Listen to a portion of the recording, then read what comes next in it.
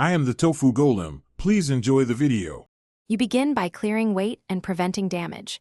Remove all contents and pull out shelves so you can see fasteners clearly. Once done, place a drop cloth under the cabinet and a small container for screws to avoid loss.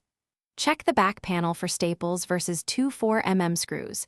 Use a screwdriver or drill on low torque to remove them. Make sure to support the cabinet as you loosen the last screws so it doesn't tip and injure you. Once the back is off, work systematically on the front. Support each door and remove the top hinge first so the door won't sag. After doors, pull drawers by releasing stop pins or lifting slightly then sliding out. Keep slides paired with their drawer. Now remove visible hardware, handles, cams, and dowels, using pliers or a rubber mallet for tight dowels. Label each part with tape and a brief note so reassembly is straightforward, and place matching fasteners together to avoid confusion. To finish, loosen cam locks or screws holding side panels and gently pry seams with a thin pry bar while someone supports the structure.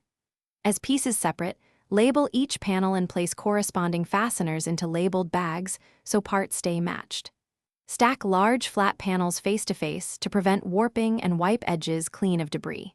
If a screw is stripped, stop and use a screw extractor rather than forcing it. This prevents further damage and preserves reassembly options. Thanks for watching.